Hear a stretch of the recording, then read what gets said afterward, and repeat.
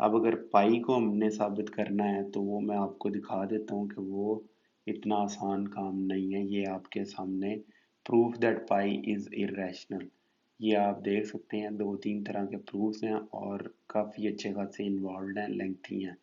Lambert's proof है, हर्माइट्स proof है। ये जो आपको वर्टिकल किस्म की लाइन इधर नज़र आ रही है, हम्म, ये जो ऊपर ये लाइन, तो ये इंटीग्रेशन साइन है जो कि आप सेकंड ईयर में पढ़ेंगे आगे चल के। तो ये अच्छा खासा लेंथी प्रूफ है, इसलिए हर और ये तो फिर भी प्रूफ कर लिया इन्होंने आखिर में जाके। फिर मैं आपको दिखाऊं, ये तो फिर भी आखिर में आके इन्होंने प्रूफ कर लिया कि पाई इरेशनल नंबर है, जबकि कुछ नंबर ऐसे होते हैं उनके लिए मुमकिन ही नहीं है साबित करना कि वो रैशनल नंबर्स हैं। नहीं तो आप ये ट्राई कर सकते हैं, इसे साबित करने की कोशिश करें कि ये इरेशनल नंबर है। ये तकरीबन, अच्छा ई आप आगे चल के देखेंगे ये 2.71 करके चलता जाता है। ये नॉन रिकरिंग डेसिमल पॉइंट्स हैं। जिस तरह पाई बड़ा फंडामेंटल रोल प्ले करता है, इसी तरह ई भी बड़ा फंडामेंटल रोल प्ले करता है। इसकी वैल्यू 2.71 के इक्वल होती है और इसको अभी तक कोई भी साइंटिस्ट प्रूफ नहीं कर पाया कि पाई प्लस ई ये दो इरेशनल नंबर हैं, इनका एडिशन भी इरेशनल नंबर होगा।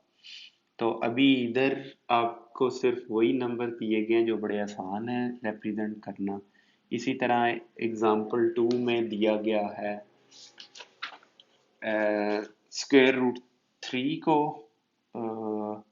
साबित करें कि ये इरेशनल नंबर है। एग्जाम्पल 3, इसको फर्ज करें, ये कौन सी एग्जाम्पल थी, ये एग्जाम्पल 2 थी, सॉरी।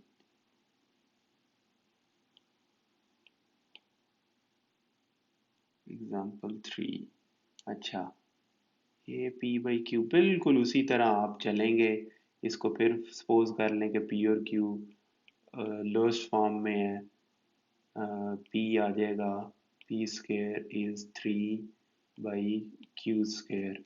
अच्छा, अब इसमें आप देखें कि ये 3 ऑड है और क्यू स्क्वेयर के इक्वल है पी स्क्वेयर। अब ये 3 इसका फैक्टर उसी वक्त हो सकता है जब ये एक और पी इसके अंदर मौजूद हो। ठीक है, क्यू स्क्वेयर के अंदर भी 3 एक मौजूद होना चाहिए और इसका मतलब है कि पी के अंदर भी कोई ना कोई 3 का फैक्टर होगा ज़रूर। नहीं तो उसके बगैर ये हो नहीं सकता कि राइट हैंड साइड पर एक फैक्टर आ जाए सिर्फ और सिर्फ 3 का स्क्वायर में, पी के स्क्वायर में। अगर तो सिर्फ पी होता तो फिर एक बात अलग थी, p is equal to 3 q square, फिर बात अलग थी। लेकिन क्योंकि ये पी स्क्वायर है, ये उसी वक्त मुमकिन है जब इधर आप कोई भी देख लें, 36 को देख लें, ये कंप्लीट स्क्वायर है ना, इसका स्क्वायर लें तो ये 6 आता है, जबकि 6 is 3 into 2। ये उसी वक्त होगा जब 3 इधर दो दफ़ा आएगा, 3 into 3 into 2 into 2, यहाँ इधर लिख लें 2।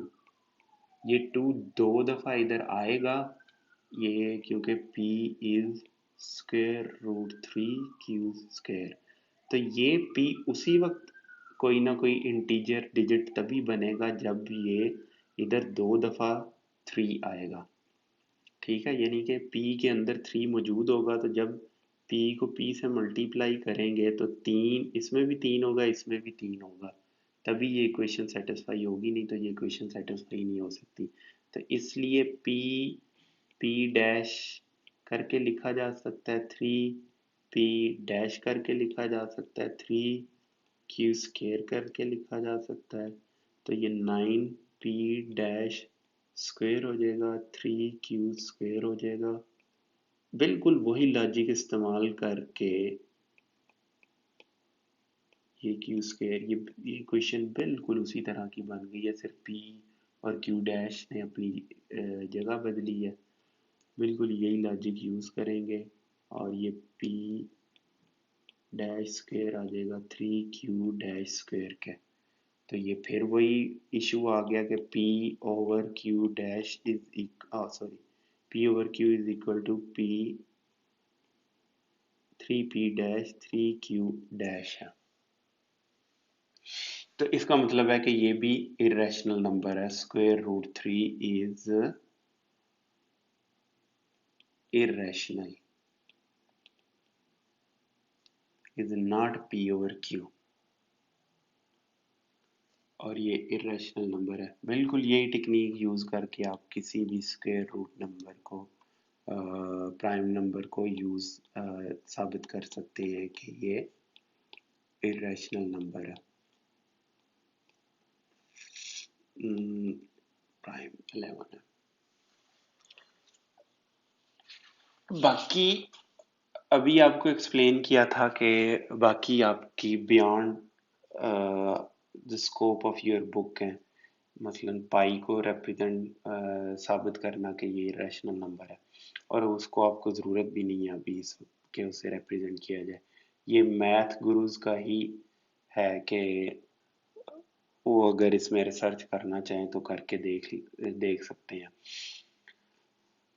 अच्छा, एक और मेरे ज़हन में आया, मैथ गुरुज और मैथ लवर्स और सैम्स, आपने तो दूर दूर ही मैथ से रहना है। आपने अच्छा, इन दोनों में एक और बड़ा फंडामेंटल किस्म का फ़र्क है मैथ गुरुज और मैथ लवर्स में। मैथ लवर्स इस तरह है कि आपने इस्तेमाल करना है मैथ को अपनी ज़रूरत के लिए, जबकि आपने ना सिर्फ मैथमेटिक्स को इस्तेमाल करना है बल्कि इस फील्ड में कंट्रीब्यूट भी करना है रिसर्च वगैरह करके। ठीक है, ये बड़ा फंडामेंटल फ़र्क है। आप मैथ लवर्स ने जी, तो इसको मैं आपको एक मिसाल दे के क्लियर करता हूँ कि फ़र्ज़ करें आपके पास एक कार है, तो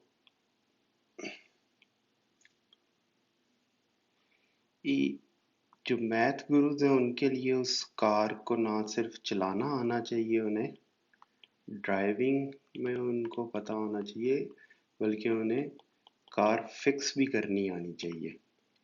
ठीक है, और अगर फर्दर डीप उनकी रिक्वायरमेंट है तो वे भी डिज़ाइनिंग और ये कार बनती कैसे है, manufacturing, depending upon how far they wanna go, कितनी दूर तक वो जाना चाहते हैं और कितनी दूर तक जाने की उनकी रिक्वायरमेंट है, उसकी मैन्युफैक्चरिंग असेंबलिंग सब कुछ कैसे होता है। मैथ लवर्स के लिए सिर्फ ड्राइविंग जानना ज़रूरी है कार की। इनका मकसद कार को इस्तेमाल करके पॉइंट ए से बी तक जाना है, जबकि इन्होंने उस कार को बड़ी डिटेल से नई कार बनानी है, डिज़ाइनिंग आनी चाहिए, उसकी असेंबलिंग सारा कुछ इन्हें पता होना चाहिए, फिर ही जाके नई कार बनेगी। जिस भी फील्ड में कार की वो काम कर रहे हैं, कार की फर्ज करें इंजन में काम कर रहे हैं तो इंजन के बारे में इन्हें सब कुछ पता होना चाहिए, जबकि मैथ लवर्स के लिए ये ज़रूरी नहीं है। बस उन्होंने ए पॉइंट से बी पॉइंट तक जाना है, कार को इस्तेमाल करके कार को ड्राइव करें और उधर चले जाएं, या कार हायर करें और ए पॉइंट से बी पॉइंट तक चले जाएं। इनका इतना ही इस कार से लेना देना, जब कभी ख़राब हो जाए मैकेनिक के पास भेज दें, दैट्स इट। इनको इनको कार बस जो सैम्स हैं इनके लिए कार सिर्फ ये इम्पोर्टेंट है कि इन्हें बस किसी मजबूरी के तहत ज़रूरत पड़ गई है शो करने की कि इन्हें ड्राइविंग आती है। इन्हें बस लाइसेंस चाहिए किसी तरह, इन्होंने वो लाइसेंस लेना है। एक दफ़ा लाइसेंस ले लिया तो वो कार बस चलाएं या ना चलाएं वो इनकी ज़रूरत नहीं है। तो इस तरह आप ये समझ सकते हैं इनमें फ़र्क। अब चलते हैं आगे section 1.3 properties of real numbers. Real number की प्रॉपर्टीज ये काफ़ी अहम और बुनियादी होती हैं, ये पता होनी चाहिए और इनको वेल डिफाइन करना ज़रूरी है, क्योंकि ज़रूरी नहीं कि ये properties her set of numbers में हो। मसलन ज़रूरी नहीं है कि नेचुरल नंबर्स में, होल नंबर्स में, इंटीजर्स में ये सारी प्रॉपर्टीज़ हों जो कि रियल नंबर्स में हैं।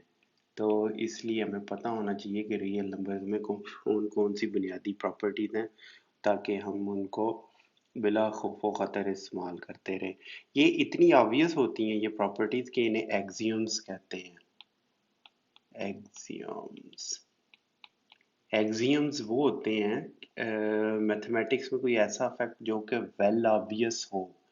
मैथ या साइंस में एक ऐसा फैक्ट जो कि इतना ऑब्वियस हो कि उसे साबित करने की ज़रूरत ना हो और बस उसे स्टेट बयान कर देना ही काफ़ी हो, उसे एक्सियम कहते हैं। मसलन A is equal to B and B is equal to C, तो जाहिर बात है C will be equal to A, C A के बराबर हो जाएगा।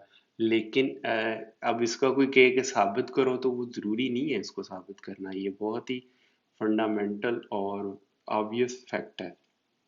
तो ऐसी चीज़ों को एक्सियम्स कह देते हैं हम। तो कुछ ये प्रॉपर्टीज़ हैं जो कि जिनको बार बार रेफ़र किया जाएगा, जो ज़रूरत पड़ती रहती है हमें, इसलिए उन्हें डिफ़ाइन करना और उनको नाम देना ज़रूरी है। वही काम हम इस सेक्शन में करेंगे। उससे पहले कि हम करें, एक बाइनरी ऑपरेशन देख लेते हैं क्या होता है। बाइनरी ऑपरेशन, तो मैंने पहले कहा था कि बुक पढ़नी आपको हैबिट बनानी चाहिए, तो बुक की तरफ चलते हैं। तो हम देख रहे हैं प्रॉपर्टीज ऑफ रियल नंबर्स। तो यहाँ रियल नंबर की प्रॉपर्टीज आपको ये डेफिनेशन मिलेगी। A binary operation may be defined as a function from into A cross A into A, but for present discussion, the following definition would serve the purpose. A binary operation is a set A, ये तो ज़्यादा ही tense है, ये करना चाहिए, हाँ जी। A binary operation is a set in a set A, sorry. A binary operation in a set A is a rule usually denoted by asterisk that assigns to any pair of elements of A taken in a definite order another element of A. समझ आई? नहीं तो चले मैं समझाता हूँ। इस definition को 2-3 दफ़ा गौर से पढ़ें और कहना ये चाह रहा है, ये अच्छा, ये शायद इस वजह से नहीं जा रहा। अब देखते, अच्छा जी, कि बाइनरी ऑपरेशन क्या करता है। ये ऑपरेशन होता है ए इंटू ए पे, फर्ज करें A and B belong to A, तो जो रिजल्टिंग कोई भी इन पे अगर बाइनरी ऑपरेशन स्टेरिक से रिप्रेजेंट कर दे, तो जो भी रिजल्टिंग नंबर सी आएगा वो बी ए से बिलोंग करेगा। ये असल में कहना चाह रहा है, और ये यूनिक होगा। यूनिक होना ज़रूरी नहीं है, लेकिन एक वन नंबर होगा, ठीक है।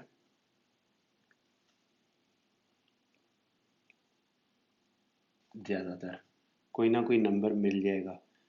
और कहना ये चाह रहा है, मसलन बाइनरी ऑपरेशन ये स्टैटिक किसी भी ऑपरेशन को रिप्रेजेंट कर रहा है, प्लस को, नेगेटिव को, मल्टीप्लिकेशन को, डिवीजन को। जेनेरिक है इसलिए इसको स्टैटिक से रिप्रेजेंट कर दिया। अब फर्ज करें 2+3 = 5, तो जो 5 आया वो खुद भी रियल नंबर ही है। तो हम कह सकते हैं कि ये बाइनरी ऑपरेशन है और इसने एक 2+3 को जब हमने ऐड किया तो हमें एक एलिमेंट दिया जो कि खुद भी रियल नंबर ही था। लेकिन अब ज़रूरी नहीं होता कि, अब ये लगता है कि हाँ इसमें कौन सी बात है, हाँ ठीक है जी, 2+3 को ऐड किया हमें 5 मिल गया और 5 भी रियल नंबर है, इसमें कौन सी बात है। ये हमेशा ऐसे नहीं होता। फर्ज करें हमारे पास नेचुरल नंबर हैं और हम 2-3 करते हैं तो -1 आएगा, तो -1 तो नहीं नेचुरल नंबर से बिलोंग करता। तो इसका मतलब है कि तमाम जो हमने नंबर्स देखे थे, natural numbers whole numbers, integers, real numbers, आगे चल के हम कम्प्लेक्स नंबर्स भी पढ़ेंगे। कुछ प्रॉपर्टीज ऐसी होती हैं जो रियल नंबर्स में नहीं होती, वो कम्प्लेक्स नंबर्स में होती हैं। तो इसका मतलब है हम इस कंक्लूजन पे इस एग्जांपल से पहुंचे कि ज़रूरी नहीं है कि तमाम प्रॉपर्टीज इन तमाम नंबर्स में हों, कोई ना। और ये इनमें कमी थी, नेचुरल नंबर में ज़ीरो की कमी थी, हमें ज़ीरो की कमी महसूस हुई, हमने होल नंबर्स बना लिए। होल नंबर्स में हमें नेगेटिव नंबर्स की कमी महसूस हुई, हमने इंटीजर्स बना लिए। इंटीजर्स में हमें रैशनल नंबर्स और इरेशनल नंबर्स की कमी महसूस हुई, और जब इन दोनों को मिलाया, इनका यूनियन लिया, हमें रियल नंबर्स मिल गए। अब आगे चल के देखेंगे रियल नंबर्स में भी शॉर्ट कमिंग्स होती हैं, जिसकी वजह से हमें कम्प्लेक्स नंबर्स मिल गए। तो ये एक्सियम्स, इनको आप ऐसे ना जाने कि ये बड़े वेल ऑब्वियस फैक्ट्स हैं, तो इन्हें क्यों ही बताया जा रहा है, इनकी क्या अहमियत है, ये काफ़ी इम्पोर्टेंट होते हैं।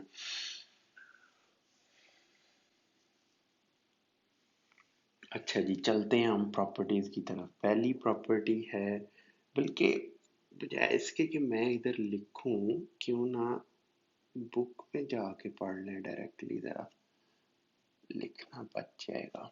हाँ जी, ये देखें, अब हमारा ज़रा ऐसे कर लेते चलें, और ये देख लेते हैं या ये कर लेते हैं। चलें जी, पहली प्रॉपर्टी है एडिशन लॉज।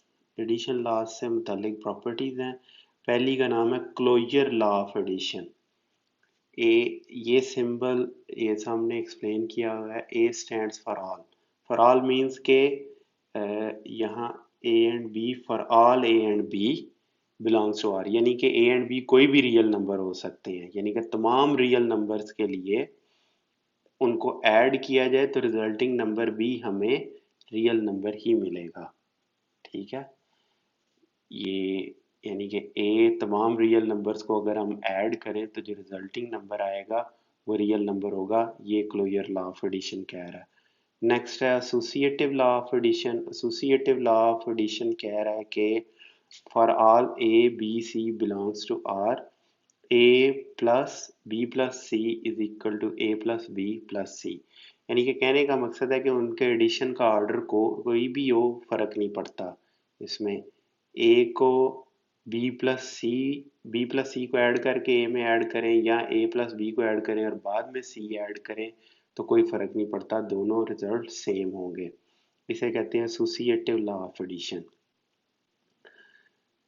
ये बस नाम याद रखने आपने, और आगे जैसे ही हमें ज़रूरत पड़ेगी इनको इस्तेमाल करना आप लोगों ने। अच्छा जी, एडिटिव आइडेंटिटी। एडिटिव आइडेंटिटी ये है कि for all A belongs to A, कोई भी रियल नंबर हो, देयर एग्जिस्ट, ई का मतलब है, ये देखें, देयर एग्जिस्ट एक ज़ीरो है जो कि आर रियल नंबर है, सच दैट कि उसे रियल नंबर में ऐड करें तो हमें वही रियल नंबर वापस मिल जाएगा, ये कहना चाह रहा है ये। यानी कि, और ये प्रॉपर्टी, इसका मतलब है additive additive identity natural numbers में नहीं थी। ठीक है, नेचुरल नंबर्स में ये एडिटिव आइडेंटिटी नहीं थी, इसीलिए, जबकि ये पहली दो प्रॉपर्टीज आपको इसमें मिल जाएंगी, लेकिन सब्ट्रैक्शन के पॉइंट ऑफ व्यू से ये फेल हो जाएगा। जबकि रियल नंबर्स, अगर यहाँ सब्ट्रैक्शन भी हम लगा दें तो फिर भी ये होल्ड करेगा। यहाँ सब्ट्रैक्शन नहीं, इसमें ज़रा मुश्किल हो जाएगा, ऑर्डर अगर इसमें चेंज करें तो वो शायद, लेकिन हाँ, इसको एडिशन सब्ट्रैक्शन अगर इसी ऑर्डर में ये आए तो ये रियल नंबर्स के लिए ये नेगेटिव, लेकिन जबकि नेचुरल नंबर्स में ये नहीं होगा, ना ही होल नंबर्स में ये होगा। इंटीजर्स में ये प्रॉपर्टीज होल्ड करेंगी, जिनको मैं आई से रिप्रेजेंट करता हूँ और बुक जेड से। अच्छा जी, ज़ीरो, रेड है, zero is called the additive element of addition. ठीक है जी, आगे चलते हैं, एडिटिव इनवर्स देखते हैं। एडिटिव इनवर्स है कि there exists a belongs to r, for all a belongs to r there exists uh, negative a which belongs to r, such that a plus negative a is equal to 0 and negative A plus A, यानी कि हर integer के corresponding उसका ऐसा negative होगा कि उनको add किया जाए तो ज़ीरो मिल जाएगा। 2 के कोरिस्पॉन्डिंग -2 होगा, 3 के कोरिस्पॉन्डिंग -3 होगा। फिर मैं उसी तरफ आऊँगा नेचुरल नंबर्स में जिसमें सिर्फ 2 था और -2 नहीं था, यानी कि फिर कहने का मकसद है कि तमाम नंबर्स में ये प्रॉपर्टीज़ नहीं होती, इसीलिए हम इन्हें इधर ना सिर्फ स्टेट कर रहे हैं बल्कि उनका हमने एक नाम भी रख दिया है। अच्छा जी, commutative law of addition. Commutative law of addition for all A plus A and B belongs to R means A plus B is equal to B plus A, यानी कि ऑर्डर मैटर नहीं करता, लेकिन सब्ट्रैक्शन में ये matter करता है। A minus B is not equal to B minus A. Multiplication laws. अच्छा जी, मल्टीप्लिकेशन में पहला है closure law of multiplication. Closure law of multiplication for all A belongs to A and B belongs to R, A dot B belongs to R। Dot का मतलब multiplication है, यानी कि कोई भी नंबर्स को मल्टीप्लाई करें तो रिजल्टिंग नंबर भी हमें रियल नंबर ही मिलेगा, ये कह रही है ये प्रॉपर्टी बस। और इसमें कहा है कि डॉट लिखने की भी ज़रूरत नहीं है। अच्छा जी, एसोसिएटिव लॉ फॉर मल्टीप्लिकेशन, यानी कि ऑर्डर का मल्टीप्लिकेशन पे कोई फ़र्क नहीं पड़ता। ए को बी सी से मल्टीप्लाई करें या ए बी को मल्टीप्लाई करके सी से मल्टीप्लाई करें, दोनों इक्वल होंगे, जबकि हमें पता है डिवीजन में ये होल्ड नहीं करेगा। अच्छा जी, multiplicative identity.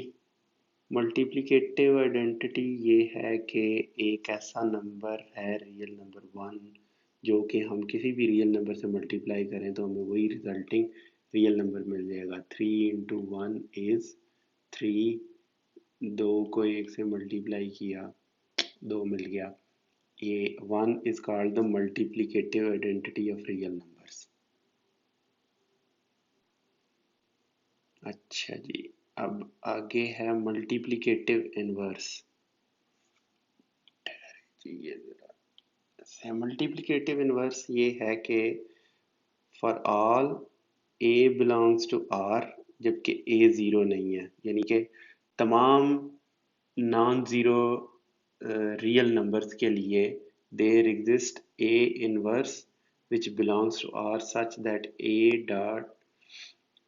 inverse is A inverse dot A is equal to 1। तो 3 होगा तो उसका 1/3 मल्टीप्लिकेटिव इनवर्स आ जाएगा और हमें 1 मिल जाएगा। Commutative law of multiplication. Commutative law of multiplication ये है कि ऑर्डर रिवर्स कर दें मल्टीप्लिकेशन में तो कोई फ़र्क नहीं पड़ता। 3 multiplied by 2 is 2 multiplied by 3, 7 multiplied by 9 is 9 multiplied by 7। ये वेल ऑब्वियस फैक्ट्स हैं और ऑफ कोर्स इसमें एग्जिस्ट नहीं करते 3 डिवाइडेड बाई 2, 2 डिवाइडेड बाई 3 ये इक्वल नहीं है, इसलिए ये इनको स्ट्रेट करना ज़रूरी है। और मे भी कल को आप कोई नया ऑपरेशन ढूंढें, जैसे स्क्वायर रूट एक ऑपरेशन है ना, ये यूनिटरी ऑपरेशन है, बाइनरी ऑपरेशंस की बात हो रही है इधर, लेकिन यूनिटरी ऑपरेशन है। कोई आप टर्शरी ऑपरेशन ढूंढें, कोई आप नई, जैसे आगे चल के हम देखेंगे फैक्टोरियल भी एक ऑपरेशन है। तो इस तरह आप कल को रिसर्च कर रहे हैं, ये ख़ासकर इस चीज़ का ताल्लुक मैथ गुरुज के साथ है। ये जो लॉज हम पढ़ रहे हैं, क्योंकि कल को वो रिसर्च करते हैं तो उन्होंने ये लॉज इस्तेमाल करने हैं। और जो मैथ लवर्स हैं इंजीनियरिंग में जाके अगर आप रिसर्च करते हैं तो हो सकता है आपको इन चीज़ों की तरफ दोबारा वापस लौटना पड़े। तो आप लोगों को किसी भी वक्त इन चीज़ों की ज़रूरत पड़ सकती है, तो आप ये ना समझें कि ये यूजलेस चीज़ें हैं, इनकी ज़रूरत पड़ती रहती है।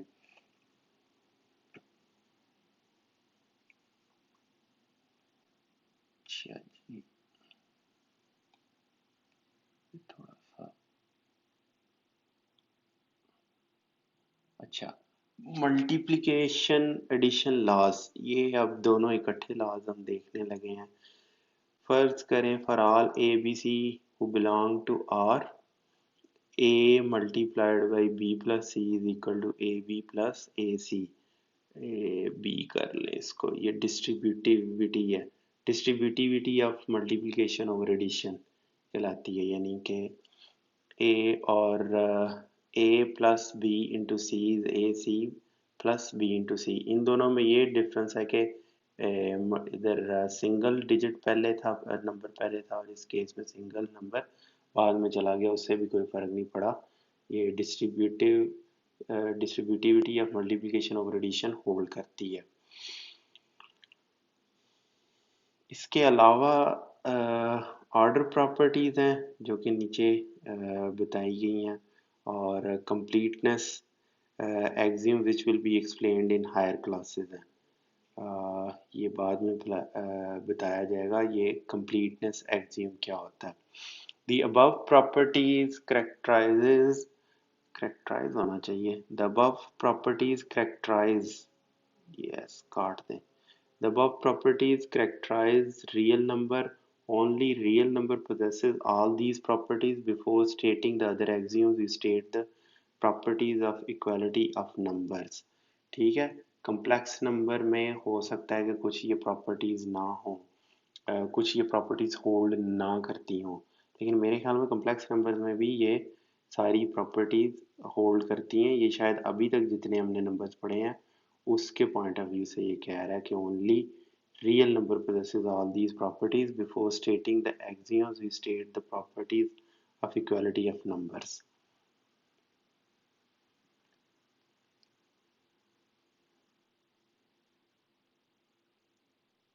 चलिए, प्रॉपर्टीज ऑफ इक्वालिटीज क्या हैं? ये है जी, equality of numbers denoted by equal possesses the following properties. Reflexive property, इसका मतलब है कि हर नंबर अपने आप के इक्वल है। बहुत वेल ऑब्वियस किस्म की प्रॉपर्टी है कि 3 3 के इक्वल है, 9 9 के इक्वल है, 7 7 के इक्वल है। कोई भी नंबर हो सकता है, कोई भी नंबर ए के इक्वल है, बी के इक्वल है। इसमें ऐसे नहीं है कि ये एक्सियम है इसलिए इनको स्टेट करना ज़रूरी है। सिमेट्रिक प्रॉपर्टी कि ए और बी बिलोंग करते हैं आर से, तो ए बी के बराबर है तो बी ए के बराबर होगा। इसको रिवर्स भी लिखा जा सकता है। Then for all A B C belong to are, A is equal to B and B is equal to C, that means it का मतलब है it shows that A is equal to C. ये मैंने अभी पीछे बताई थी आपको प्रॉपर्टी। ये इतने वेल ऑब्वियस फैक्ट्स हैं, इनको प्रूव करने की ज़रूरत नहीं है, इसलिए इन्हें एक्सियम्स कहते हैं। Additive property, for all a b c belongs to R, a is equal to b shows that a plus b is equal to b plus c। यानी कि अगर a और b बराबर है तो a में एक नंबर ऐड किया जाए c या b में ऐड किया जाए c, तो वो दोनों इक्वल ही होंगे। Multiplicative property है ABC belong to R, A is equal to B shows that AC is equal to BC and CA is equal to CB।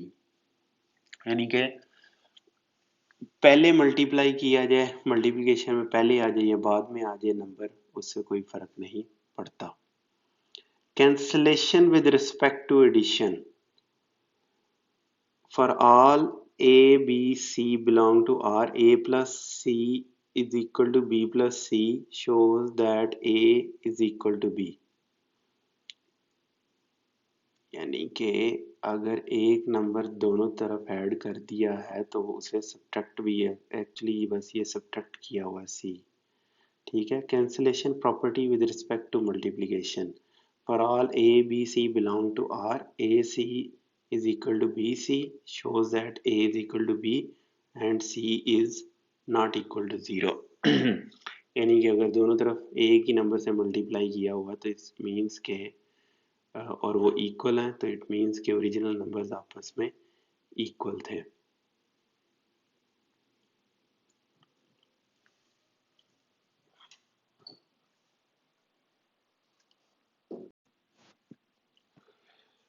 अच्छा, तो अब ये प्रॉपर्टीज देखते हैं।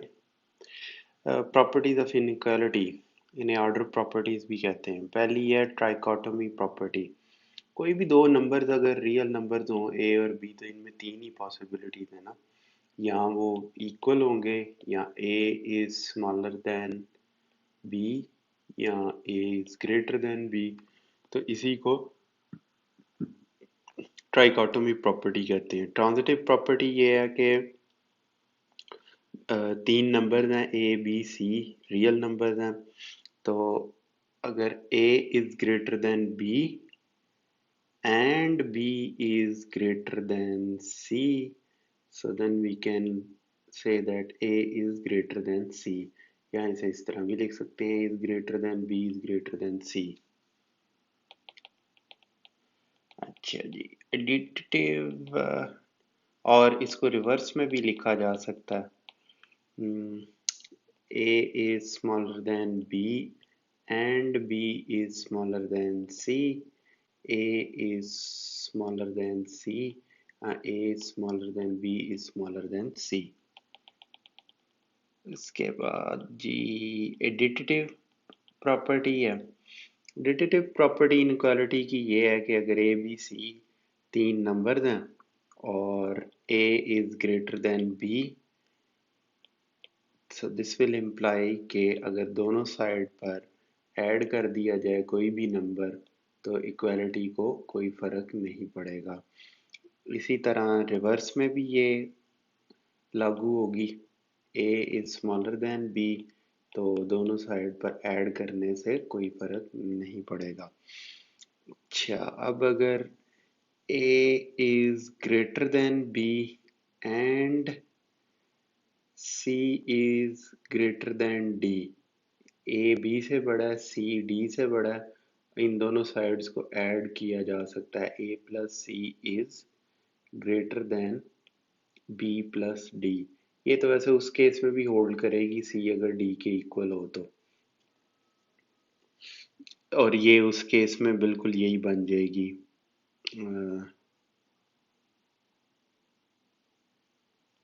ये बन जाएगी अगर c और d इक्वल होंगे तो। और रिवर्स में भी ये होल्ड करेगी, a is smaller than b and c is smaller than d, तो इन दोनों साइड्स को अगर ऐड कर दिया जाए तो इनइक्वालिटी स्टिल होल्ड करेगी। लेकिन ये आगे देखते हैं, मल्टीप्लिकेशन वगैरह में ही थोड़ी सी डिफरेंट होंगी ये प्रॉपर्टीज। मल्टीप्लिकेटिव प्रॉपर्टीज ये हैं कि a b और c अगर तीन रियल नंबर्स हैं। अच्छा, इसको ज़रा ऐसे ज़्यादा बेहतर रहेगा। चलें, अच्छा जी, ए बी सी जबकि c इज ग्रेटर देन 0, ये इसलिए कि c इज पॉजिटिव इंटीजर, ये कहना चाह रहा है। तो a ग्रेटर देन b हो तो c से मल्टीप्लाई किया जाए तो वो भी ग्रेटर देन बी सी होगा। यानी कि अगर a is greater than b है और दोनों साइड को c से मल्टीप्लाई कर दिया जाए तो इनइक्वालिटी वैसी की वैसी रहेगी, a c is greater than b c। और रिवर्स में भी होल्ड करेगी, स्मॉलर है, दोनों साइड को c से मल्टीप्लाई कर दें तो ये स्मॉलर ही रहेगा provided a is greater then c। लेकिन अगर ये c smaller than 0, it means c is negative, c is negative, तो उस केस में ये इनइक्वालिटी रिवर्स हो जाएगी, दोनों साइड को c से मल्टीप्लाई करने की वजह से। नीचे लिखा नहीं जा रहा, इधर ऊपर लिख देते हैं।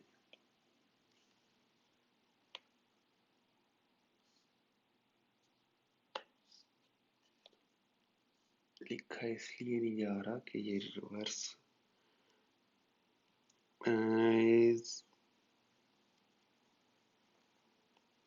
A is AC is smaller than BC, तो इस केस में इनइक्वालिटी रिवर्स हो गई है क्योंकि C is negative, C negative है तो इनइक्वालिटी की डायरेक्शन चेंज हो जाएगी। कहने का मकसद ये है 3 इज ग्रेटर देन 2। अब अगर इसको -1 से दोनों तरफ मल्टीप्लाई कर देंगे तो ये -2 बन जाएगा। अगर 3 इज ग्रेटर देन 2, 2 से दोनों तरफ मल्टीप्लाई करें तो 6 इज ग्रेटर देन 4। ये इस केस में होल्ड करेगी। लेकिन अगर -2 से मल्टीप्लाई कर देंगे तो -6 इज स्मॉलर देन -4। इस तरह इनइक्वालिटी चेंज हो जाती है, जबकि एडिशन में वही रहती है। 3 is greater than 2 means 3 plus 2 5 is greater than 2 plus 2 4।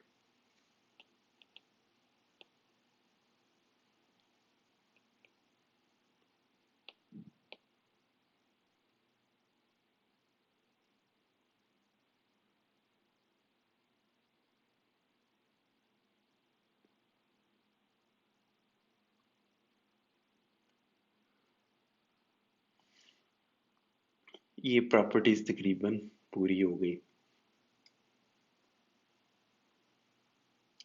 आखिरी प्रॉपर्टी देख लेते हैं। A, B, C and D all belong to R. A, B, C and D all are positive. तो A is greater than B and C is greater than D. Then AC will be greater than BD। और ये reverse में भी hold करेगा जब greater की जगह negative number आए। तो क्या ना वो ये चाह रहा है कि इन दोनों नंबर्स को मल्टीप्लाई किया अगर हमने तो इनक्वालिटी होल्ड करेगी। मसलन 3 is greater than 2 and 4 is greater than 3। अब 4 को मल्टीप्लाई कर दें तो 12, 2 को मल्टीप्लाई करें 3 से तो ये 6 आ जाएगा। तो ये इनक्वालिटी स्टिल होल्ड करेगी। ये बस कहना चाह रहा है। इन प्रॉपर्टीज़ को बताने का मकसद ये था कि आप लोग इन्हें गौर से पढ़ें, इनके नाम याद करें। ख़ासकर ये जो दो कैटेगरीज हैं, M G and M Ls, इन दोनों के लिए ये काफ़ी ज़्यादा इम्पोर्टेंट हैं। ई कैट में इससे रिलेटेड क्वेश्चंस आ सकते हैं। और जहाँ तक एम जीज का ताल्लुक है, उनके लिए फ्यूचर में ये प्रॉपर्टीज़ काफ़ी ज़्यादा इम्पोर्टेंट होंगी। क्योंकि आपने फ़र्ज़ करें कोई भी नया नंबर सिस्टम फ़र्ज़ करें आप अपना बनाते हैं, तो उसमें आप देखेंगे कि ये प्रॉपर्टीज़ हैं कि नहीं। आप अगर रिसर्च करते हैं तो उसमें ये प्रॉपर्टीज़ और इनके नाम काफ़ी ज़्यादा इस्तेमाल होंगे। और नंबर थ्योरी में अगर आप आते हैं तो फिर तो ये इस्तेमाल होंगी ही होंगी प्रॉपर्टीज़। तो बाकी जो थे सैम्स, वो अगर इसको स्किप कर दें, सिर्फ आगे चल के एग्जांपल्स देखें और एक्सरसाइजेस करें तो उसमें कोई अर्थ नहीं है। आपको आपने कौन सा ई कैट वगैरह देना है और या इस फील्ड में कोई रिसर्च करनी है तो आपको इससे कोई फ़र्क नहीं पड़ता। अच्छा, अब ये नोट दैट, ये थोड़ी सी चीज़ें इसमें एक दो चीज़ें नोट करने वाली है, ये पढ़ लेते हैं। Any set possessing all above 11 properties is called a field। ये कौन सी 11 प्रॉपर्टीज की बात कर रहा है? कोई ये इन प्रॉपर्टीज की बात कर रहा है। इसकी और इसकी ये 7 है और ये फर्दर 4 है, तो ये टोटल 11 हुई। किसी भी सेट में ये अगर प्रॉपर्टीज होंगी 7 तो उसे फील्ड कहेंगे। ये कहना चाह रहा है ये। अच्छा जी। From the multiplicative properties of inequality, we conclude that if both sides of the inequality are multiplied by a positive number, its direction does not change. For the multiplication of two sides by negative versus the, जो बातें अभी मैंने बताई हैं आपको उसको बस English में बता रहा है इधर। जो यहाँ ये प्रॉपर्टीज थी उनको उसने इंग्लिश में बता दिया आपको।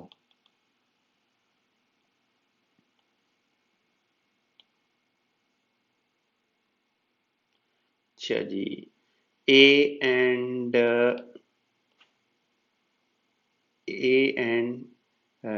negative A are additive inverses of each other, since by the definition inverse of minus A negative A is a. तो ये कह रहा है कि माइनस नेगेटिव ए का एडिटिव इनवर्स है, इन दोनों को ऐड करेंगे तो हमें जीरो मिल जाएगा। Point 4. The left-hand member of the above equation should be read as negative of negative a and not minus minus a. Minus negative ये होता है कि 3 है, ये नेगेटिव 3 है, लेकिन आदत पड़ी होती है, मैं भी माइनस कह जाता हूँ इसको, लेकिन थोड़ा सा बारीक सा फर्क होता है। और एक है